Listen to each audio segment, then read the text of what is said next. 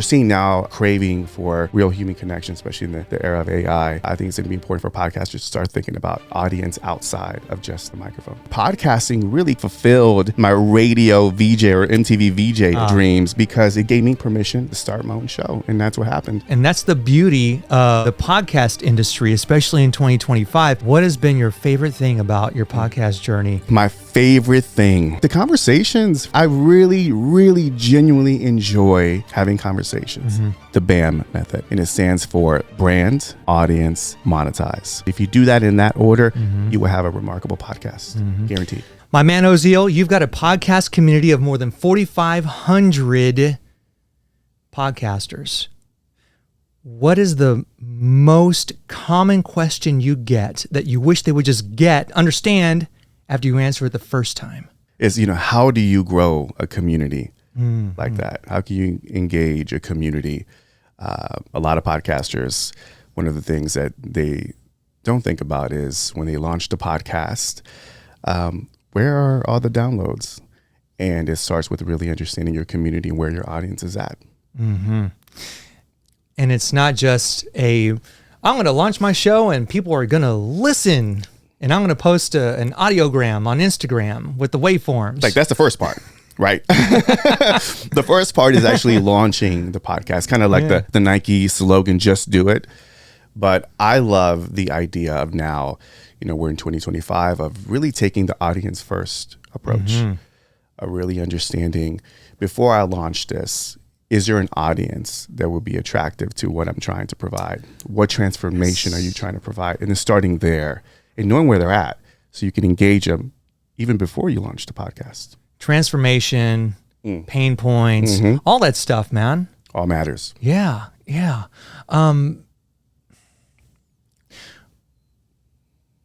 How quickly did you get to 4,500? Because that is impressive. Freddie, it was through in-person events. So back in the day, I was a musician and I learned how to organize a lot of local events. And even during that time, we had the alternative hip hop funk band, and we were like a live instrumental band. At the time, we didn't have a lot of bands that were doing that. So where I'm going with this is that I had to create a community early on for people that really appreciated that type of music. So I started hosting my own events. And from there, I started hosting events for different niches and different business industries and entrepreneurship. So when I started Pod Houston, it was a meetup. It was actually a workshop. And from the workshop, people were like, well, when's the next thing? And then from there, it just started evolving from there and growing. You had a product market fit, people asking when the next one is. That's it. That is crazy. Yeah. Okay, so I want to go back to your days of organizing communities and building these events before social media, maybe? Or did you already have that? Was MySpace around, or were you doing this by making calls? Yeah. No, it was MySpace, post, even in MySpace, I was even organizing local events through just connecting with people. So yeah. And then it was just got into it. And I think to me, and I feel like even now, Freddie, we're getting in this space where I'm always even encouraging content creators of any kind to not only think about the online strategy, the social strategy, but really thinking about the offline strategy. And what can we do to create that in real life in-person event experience. And now we're seeing podcasters take their shows on the road, which is exciting for me because I'm like, I used to do that as a musician. Yeah. But we're seeing now a craving for real human connection, especially in the era of AI. I think it's going to be important for podcasters to start thinking about audience outside of just the microphone. One of my favorite writers, Jack Carr, who also has a podcast, has said something regarding AI that has always stuck with me, and that AI doesn't have a soul. And so that goes back to the human connection because, we do. Well, 99% of us do have a soul, right? And it's all about building the relationship, nurturing it, fostering it, getting people to want to go to the next thing. So what are your thoughts on online versus offline? Like, is there what's the magic potion, like the magic equation? Is it 50-50, like promoting a Facebook group? Yeah. Well, I thought Facebook groups were over. Is it Instagram channels? Is it, how many times do you posted that? How many live events do we do? Like, what are you finding in your area, in your zone of influence? What are you finding to be the secret sauce? Or for just engaging with your community, or just building one. Building one, yeah. So I used to do monthly meetups, and that was a lot. That's how we met. Yeah, that's right. That's right. We met years ago at a meetup. Yeah. So again, a testament to the power of in-person events, of meeting especially your local community. If anybody's watching or listening to this, don't sleep on local. But as far as to answer your question, as far as cadence, whatever feels right is practical to you. I think there's people, live events, meetups could be a lot of work, could be daunting. Yes. You know that, right? People are going to show up? I'm telling you, I always have like this anxiety attack, like leading up to the event, because you're like, are people going to show up? How many bullets of sweat are you sweating? It's real, man. It's real. It's real. But it's also one of those things where I try not to think about it. I'm like, you know what? I did the thing. People are going to show up. At least your friends and family will there be there, to support you, and then everything else is kind of like a, topping on the cake. But I think it's important, and not only that, Freddie. One of the things that I think gets overlooked when it comes to just hosting events, whether it's through a live streaming or having a Discord or Facebook community, is that as you show up, your people will show up for you. And eventually it's kind of training, kind of like when you publish a podcast on a weekly, as coaches, we talk about, make sure you train your listener. And you do that by showing up on a consistent schedule, much like TV shows, your favorite TV show. So you got to make sure you show up. And then eventually what I've noticed is there's a snowball effect of just being a top of mind. People will eventually say, you know what, let me go to the event. Let me go check out that live stream. And then your community starts kind of picking up from there. That's what I've noticed. Show up for them. And they'll show up for you, and it might not be everybody all at once. That's it. Yeah. That's it. Yeah.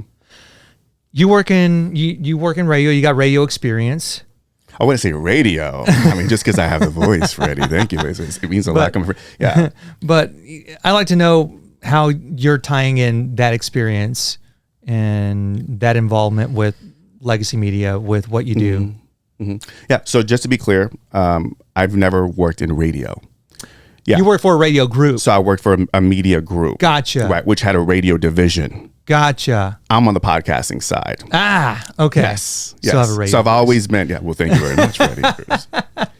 Thank you. But it's really interesting. I'll share this story with podcasting, Freddie. Is that I remember when I was growing up. We used to love, MTV was a TV to watch. Right? I used to love watching MTV Raps and all the, Tell me I'm old without telling me I'm old. We're kind of aging. We're aging ourselves. Yeah. But, MTV was a beautiful thing. And I remember always thinking to myself, right? I was like, I would love to be a VJ one day. I would love to interview, even though it's in and out. But I was like, the idea of interviewing celebrities, asking them like what inspired them. Carson Daly had the best job ever. 1000%. I love. He traveled. He got to do all the parties, and I'm like, man, I want to be that guy. Yeah. And I was like, one day I would love to be behind the mic and interview people who will inspire me, who I look up to. Yeah. And I was like, when I got introduced to podcasting, this was like in 2010. I'm like, this is my opportunity. This is my opportunity to host my own thing. And get to reach out and interview people who I want and build a community. So really podcasting really kind of saved and really fulfilled my radio VJ or MTV VJ days of dreams, because it gave me permission to start my own show. And that's what happened. And that's the beauty of the podcast industry, especially in 2025. And I think we can also, for better or worse, credit the year 2020 with the rise of the indie. Because, nobody had anything to do. And so people were starting podcasts and ordering mics off of Amazon and starting their show in their closet or in their living room. It's crazy. And now we've got not just true crime, but we've got indie hosts that, they're parents of children with certain conditions. They're college kids that are navigating through veterinary school. They're, elderly people. They're people from all walks of life. And you and I have a mutual friend, Victoria, who's got the Chemical Show, which is about the $1 trillion oil and gas business. you know? Every niche, and I challenge anybody who's watching or listening in that if you have an interest in whatever it is, it could be the craziest thing, go on Apple and do a search, and I bet you anything there's somebody who's producing podcast content that's centered around the topic that you're interested in, and that's what I love about this. I want to see if there's a podcast about the Smurfs in 80s wrestling right now. Let's go. And I'm sure there is, man. I would not be surprised, and that's a beautiful thing, right? It's very topic based, and now you're seeing more niches are emerging in the podcasting space, and I love it. Oh, absolutely. Because it's not enough to have to be a parent of a college age kid. How about being a parent of a college age kid in Texas, or being the parent of a college age kid in the city of Houston? Right. Yeah. Right. Take it from the state to local to really ultra niches, and that's what you're seeing. Yeah. It's pretty cool, man. Yeah. What has been your favorite thing about your podcast journey, like ever? Wowzer. My favorite thing. You know what? The conversations, Freddie, like I really, really genuinely enjoy having conversations. I think the best podcasters are the ones that go into... Hard to believe it, because we were born just 20 years ago. That's right. But you've been podcasting since 2012. I have. And to say there are a lot of changes since then would be an understatement. So let's do a two-parter. What's been your favorite change? 1, 2, what are you least excited about? 2 great questions. What's my favorite thing? You know, as an indie podcaster, it's been amazing to see it evolve and be embraced by people who didn't embrace it in the beginning. I love seeing it evolve. Some people have some thoughts of like, oh, there's the NPRs and the main traditional media, legacy media are coming into the space. I think it's a great thing. Honestly, I think it's more people. There's more attention to podcasting, and I love that it's being embraced as like a real media. Yeah. And I like that. We're influencing elections, dude. I mean, come on. I mean, what it was like last year was like the year of podcast elections. That's what they coined it. So, and now even we saw recently with, the whole Taylor Swift and the whole marriage thing. And I was like, but it's interesting, but it's all attention to podcasting. And I love that podcasters are getting their respect. Yeah. On all levels. Oh, absolutely. Even the indie creators. And then as far as was it the least? Yeah. What are you least excited about? Oh man, what am I? I am. Let's see. I think when it comes, there's nothing that's really grinding my gears. If you get that. When it comes to podcasting, I think there's still room to grow. I from an audio RSS OG. Starting, with just a mix minus. Before you kids came in with your Sonys and these video cameras and YouTube. People ask me, all the time, it's like, how do you feel about that? Because it seems like audio is being shifted and moved to the side, to the passenger side, and now it's video. Yeah. I would like to challenge a lot of the audio OG heads and the RSS heads to say, hey, listen, it's okay to embrace video. As a matter of fact, when I first got introduced to podcasting, it was actually video podcast. What was the podcast? It was called Mixergy and the Rise to the Top. Okay. And they were both entrepreneurial podcasts for startups. And one was for like solopreneurs. And they were video shows. They were video shows. So video this is not a new thing. Right. Video podcast was still a thing, but now it's reemerged, obviously, because YouTube is now playing in this sandbox. So I think it's a great thing. I don't like the idea of people saying, well, we got to protect the RSS. And yes, as an indie artist, I agree. I get it. And I think there's always going to be, that's going to be what podcasting at its core is going to be. But I think I would love to kind of change the idea of podcasting and know that it's evolving and it's changing, and we just got to go with it. I don't get caught up in the whole industry talk. Yeah, and building on that, there's an article that recently came out by Sounds Profitable, and I forget the guy who wrote it. I'll look it up, put his name in the show notes, and link to the article. But he talked about how just under half of podcast consumers on YouTube are actually listening to podcasts instead of watching. Wow. Conversely, 30% of Spotify podcast consumers are watching. So my takeaway, and I'd love to get your thoughts, my takeaway is audio is still king, one, and video will never not be important if you can do it, if you've got the budget and the bandwidth to at least go all in and try and get it at least 75% right, and then course correct as you go. And I'd like to know what you think. Here's my thoughts when it comes to audio and video. That I always say it's not audio versus video, and I think that people try to make it that way. Right. It's audio and video. Yeah. As you pointed out in that data, it's like people are even consuming audio content even on YouTube. YouTube is just a distribution platform. It's a very big distribution channel. But I don't fight wherever the listener is at. You meet them where they're at. And that was a common theme that was shared in podcast movement last year. And they talked about it this year, is that it doesn't matter about what we think. The market speaks. Right. So if they're there, find a way to get your content to them. And I don't like this whole idea of like, we got to choose, like it's us as our, like, no, at the end of the day, it's our listeners, our community that matters more than anything else. Right. So I don't know if that answers your question, but yeah, I think it's audio and video. Yeah. And again, I think it's important to be able to give choice, right? Choice matters. Right. Well, and so like the example that I think of, and I've given this in my newsletter, is that before we were having any of these discussions about audio versus video, and do I put my podcast on the YouTube podcast app and copy paste my RSS feed, I was listening to audiobooks on YouTube where the quote unquote video was just the cover. Just a static image. Just the static image of the book cover. And those quote unquote views were in the hundreds of thousands.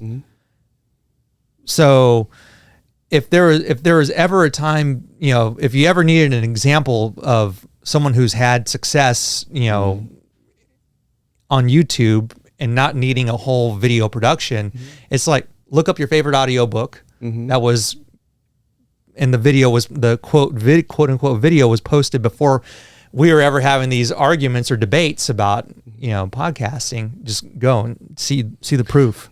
I've noticed even my behavior now has changed. So I was listening when I first started listening to podcasts, it was Apple Podcasts. And I still listen to Apple Podcasts when I'm listening to audio. But I've noticed when I'm at home, Freddie, I'm not actually with my headphones with my app. I'm actually it's weird. I'm actually watching YouTube. Like I look at it while I'm washing my dishes and it's on. You too, huh? And I'm streaming it. Yeah. And it's still audio. I'll still put my headphones on and occasionally I will look, but I'm still listening.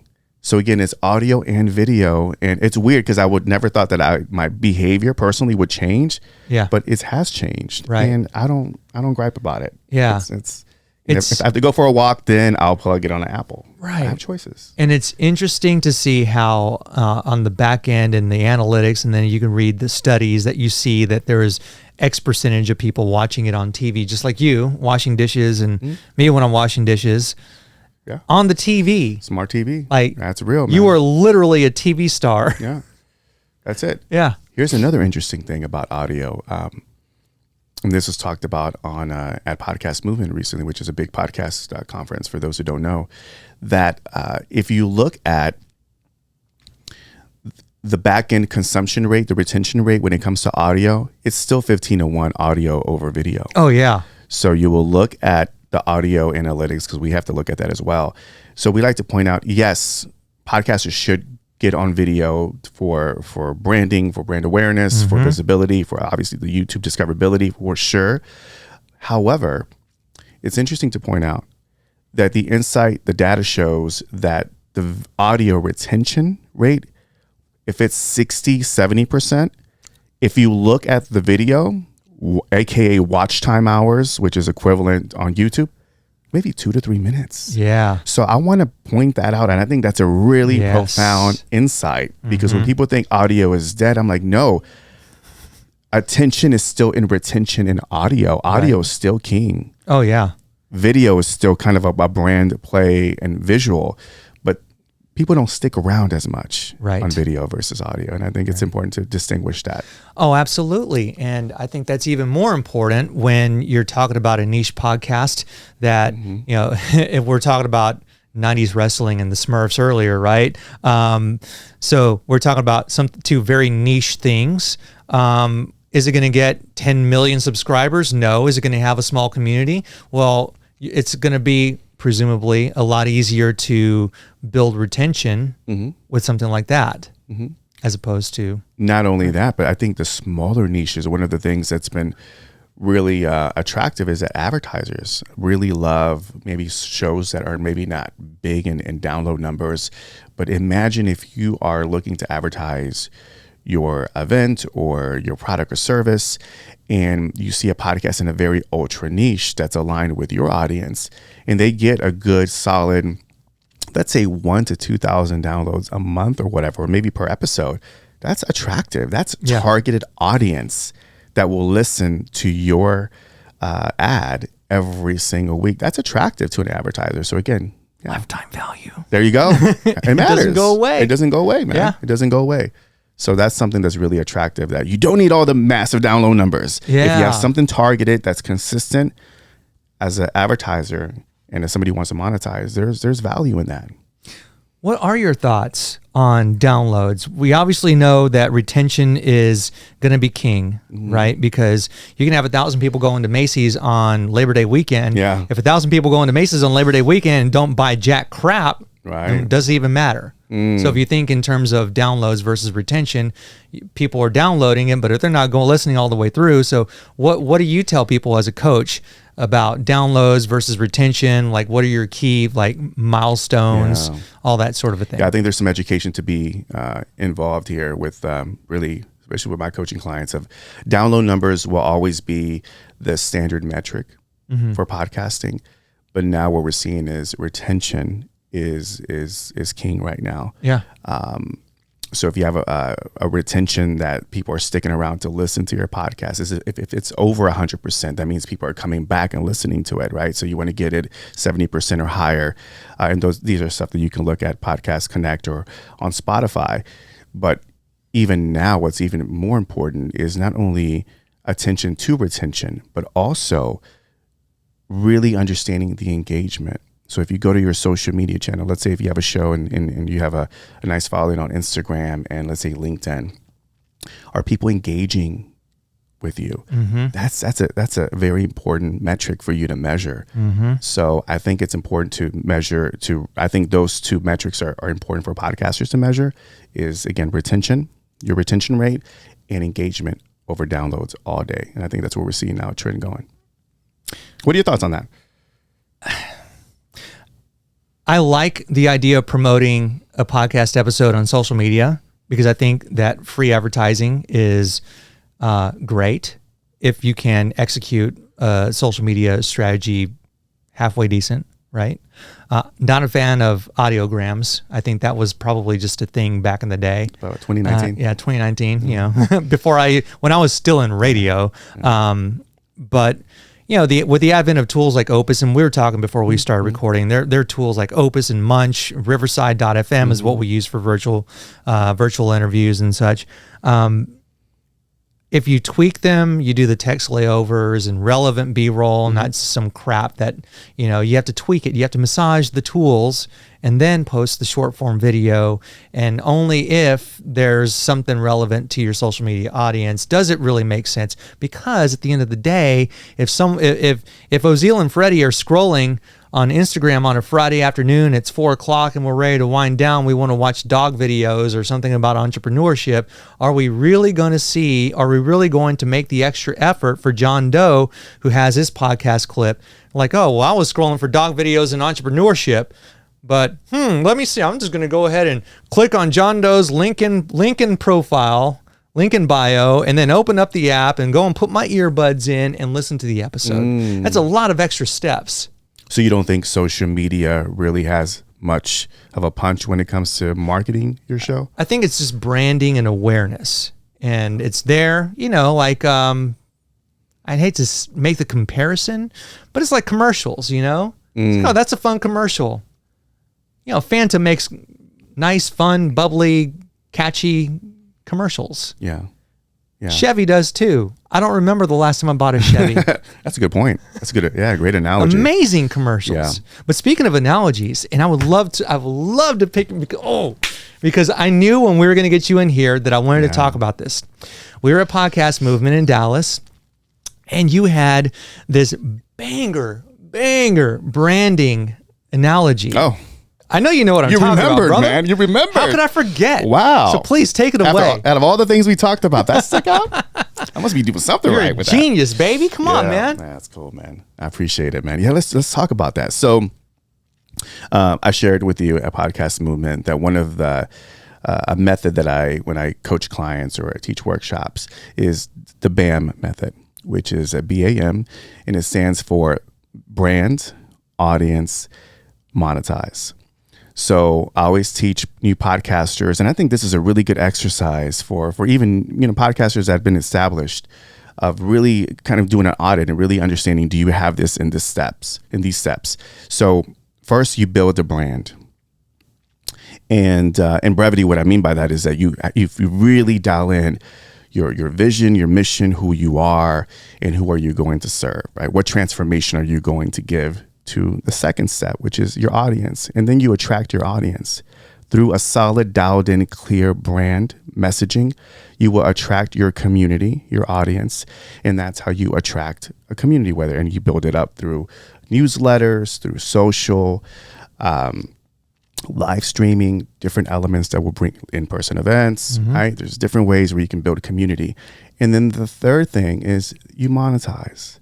And I think what I've had a lot of back and forth with a lot of experts and gurus about this, because I always say, Freddie, people try to get into podcasting because they want to make a buck. They want to make money. And I said, choose a different hobby, because this is going to be a different. And if you do, it's a marathon. Exactly. When you know that, right? Yeah. So you build a brand, you attract an audience, and when you have a community and audience, then you can monetize. And you monetize it through providing services or products or digital products, masterminds, memberships. I mean, really exciting as a solo creator is that there's a lot of opportunities for us to monetize via a podcast, right? A newsletter, all of that. So it's really exciting for the indie creator right now, but you do it in that order. And I feel like if you miss a step and you don't do it in that order, I feel like you find yourself kind of in this kind of hamster wheel, this losing game, where if you think about the money, but you don't have a brand new audience, you're not going to make anything about it, right? If you attract an audience, great, but they don't know what you're about. They don't know what your brand is about. So it's kind of an influencer, right? You can create, you can be that cutesy person or do, show your abs or whatnot. You can attract the audience, but you'll see that there's a set that a lot of influencers don't make a lot of money. And the reason why is that they're really good at grabbing attention, attracting an audience, but they don't got a brand that represents anything. So again, the BAM method: build a brand, attract the audience, and then you monetize your message. If you do that in that order, you will have a remarkable podcast, guaranteed. Might not be overnight. No. Might not be overnight. It's a marathon, baby. It's a marathon. It's a marathon. And no, it's not a marathon length sprint. Right, that's right. That's right. That's another banger quote from Jack Carr. That's good. Because we talked about writing a book. He talks about it being a marathon length sprint, right? Yes. But this is not that. No, it's not. Man. No, it takes dozens of years. I mean, there's Chris Williamson from Modern Wisdom. Yeah. He was putting out videos, and he would talk about how some weeks he would have 2 views. And boy, did that resonate. Still resonates with me, Yeah. Still resonates. And a lot of people will see, it's Modern Wisdom, and he's at the top of the chart, so he's doing this and interviewing people like, whoever, right? And that took years to get. Yeah. And I think, going back to that question, that great question you asked me earlier, I think that you just pointed me in that direction about the least thing that I don't like about podcasting. Is I don't like it when people get into this space and think that it happens overnight. I don't like it where they get into the space and feel like they can get this Shure SM7B and a Rodecaster and feel like they're going to make millions of dollars, the Joe Rogan money, in 6 months. This is it's a game of patience. It's a game of being a passion, of being persistent, of really understanding that it's really not about you. When it's happening is that you could do this because you're passionate about the topic, but what's happening is that you'll burn out. But if you really want to build a branding community and potentially monetize, you got to make sure audience first. And I think a lot of podcasters think creative. And as a creative, I get it. Like, I have this great idea and I'm going to just get on the mic and talk about it. I'm like, yeah, but what is the brand beyond the mic? Like, once we get you out of this and you have your 10, 12 episodes, what else are you going to dig into? Yeah. And if you haven't built in that brand that will attract the audience, then I find podcasters will fizzle out pretty quickly. Yeah. So again, for podcasters who are looking to do this overnight and make money, that's probably the thing that that pisses me off a little bit. To be It really frank. chaps his eye. There you go. Ruffles the feathers. There you go. Keep going. What other Grinds one my gears. grinds my gears. Oh man. Well, this has been incredible. It's Yeah, it's always been fun fun, chopping man. it up with you, dude. Yeah, man. Yeah, likewise. Yeah. I just want to say, one of the things that I really admire about you, Freddie, is that, really took a leap of faith, everything that you've done to, transition from radio into this podcasting space and, to get involved in the community and seeing your support at Pod Houston and, reaching out to a lot of people here who I admire, who are friends of ours, right? We have a really close circle here in Houston, reaching out to us and asking, for us to support you on this amazing event that you have coming up, Speke Fest. And, it's a testament of you supporting indie podcasters, people in your space. And I just really appreciate and respect people who have genuine heart for the medium, who really appreciate it, who understand that they want to use this medium to support others. And just, man, I'm just so proud of you for just, again, doing the damn thing, man. You're like the representative, just doing it. And it's not hard. It's not easy. It's really hard to do this. And you made the jump and you're making it happen. So much love and respect, man. Well, much love and respect back to you. Nothing but love. You're an OG, man. You were building this empire, empire, before I ever knew that I was going to need a podcast or need to grow a podcast company. Yeah. You were in the trenches already doing the work and laying the foundation for numbskulls like me to come around and do it, because we needed to pay the bills. And you're right. This isn't easy. It takes a lot more time. Yeah. Now we're getting into kind of the entrepreneurial mindset. Yeah. It's not easy. It takes way more time and it's way more expensive than you could ever imagine. And you're going to spend a lot of time by yourself in your feelings. You're going to feel like the best boss in the whole wide world. Yeah. On one morning, and that same day feel like the worst boss ever. You wish you can fire yourself. Yeah. And it's just that roller coaster of emotions. But I'd have it no other way. Yeah. I'd have it no other way, because I got my tribe. There you go. I got my tribe. Love it. You and I had a very, very pivotal discussion at Podcast Movement. And I am so happy and I'm so proud to know you and to call you a friend. We've had a couple of really good talks. Yeah. And so the feeling is mutual, brother. Feeling is very mutual. Love you, man. Yeah, I love you, man. Respect. Yeah. So October 10th and 11th, you're going to see Ozeal at Speke Fest 2025. He's going to be teaching a workshop called Building Your Podcast Community. And you definitely want to come and check him out. And you want to check out all of our workshop hosts. He says we got mutual friends, Rena Friedman Watts, one of them. We've got a whole host of people. We're bringing in, Ozeal, a podcast Hall of Famer. Wow. Rob Greenlee from the podcast. He's the chair of the board of the Podcast Hall of Fame. Rob is awesome. Yeah, Rob is really awesome. And so he's going to be leading a panel. We're going to be screening a documentary, Age of Audio, directed by Sean Michael Cologne, who we met at Podcast Movement. So this is just the tip of the iceberg, and it's the first of many Speke Fest events. And it's a freaking honor to have you be a part of the first one. And y'all get your tickets at speakpodcasting.com/SpeakFest 2025. Bro, thanks again. Yeah, man. I'm excited. Yeah. This is fun. And I'll see everybody at Speke Fest 2025. All right.